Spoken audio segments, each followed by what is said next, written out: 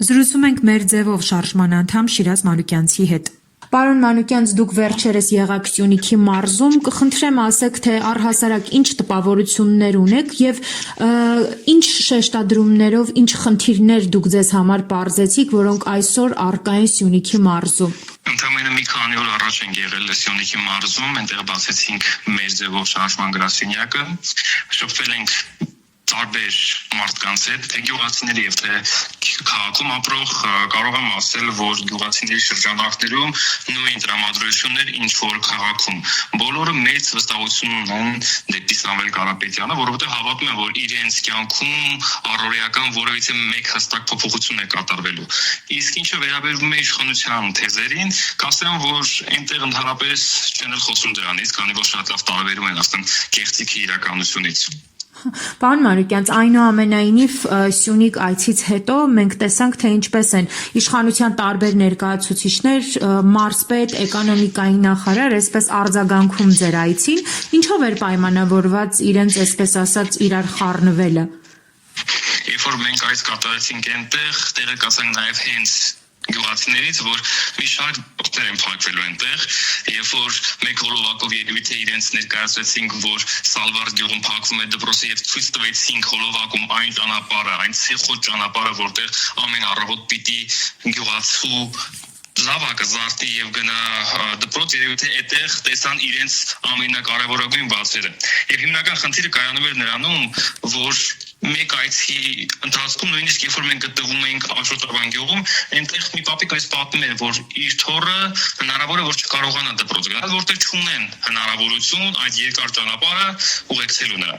Եվ ամբողջ խնդիրը նաև նրանում էր, որ արդեն եղանակային պայմաններ այսօր ցուրտ է եւ այլն, հնարավոր է որ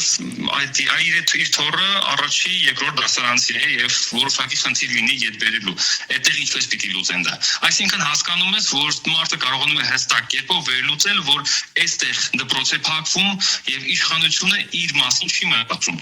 Եվ պապիկը արդեն հստակ տարբերում էր, որ ասում էր, այո, մեր մասին չի մտածում, իրենց ցանկությունն է այստեղ դպրոցները փակեն, մի որևիցե մի լավ բան են գովազդ անեն, դա մեծ ցույց տան ասել, որ մեծ իրադարձություն է եղել, բայց հստակ գյուղացին այսօր տարբերում է իրականությունը գիտիկից։ Գոնե արդեն մենք տեսնում ենք հստակ մարդկանց խոսքերում, որ իրենք են արձանագրում այդ կարևորագույն բացերը։ Պարոն Մանուկյանց, ձեր շփվելը, ձեր քարոզը, այսպես ասած, բավականին տարբերվում է նրանից, ինչ անում է այսօր իշխանությունը։ Ձեր նաև մարդկանց հետ վարվելակերպից այսօր զգուշանում է իշխանությունը։ Այն որ Սամվել Կարապետյանը այսօր առաջնորդում է մեր ձևով շարժումը, դա ոչ մեկի համար գաղտնիք չէ։ Եվ որ մեր ձևով շարժումը այսօր փորձում է գոնե առօրեական խնդիրների լուծում առաջարկել եւ որևիցե փոփոխության առաջարկ անել։ Դրա համար այսօր գյուղացին հասկանում է, որ փոփոխությունը իր կյանքում պիտի լինի եւ ոչ թե իշխանության որոշ մարդկանց կյանքում։ Եվ նշում են ամենահետաքրքիր բանը, որ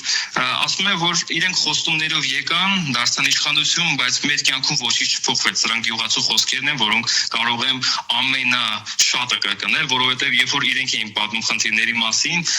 անկեղծ սրտի մեծ ցավով էի լսում։ Բայց այսօրվա իշխանությունը հենց զայրանում է այն ամենից, երբ որ տեսնում է, որ մենք կարողանում ենք անել հողի վրա առաջարկներ եւ մեր խոսույթի մեջ ուղղակի քաղաքական թեզեր չեն։ Այդ փոփոխությունը ավելի շուտ փոփոխության մասին է մեր խոսքը։ Պարոն Մանուկյան, եւ եւս մեկ հարց, այսօր տարբեր մարզերում լինելով, մարդկանց հետ շփվելով, ինչ տրամադրություններ են ձեզ փոխանցվում, այնուամենայնիվ հիասթափված ժողովուրդը պատրաստ է նոր ընտրական պրոցեսների։ Երևի թե մեկ օրինակով պատմեմ, գտնվում ենք տեղի գյուղում, խոսում ենք գյուղացիների հետ,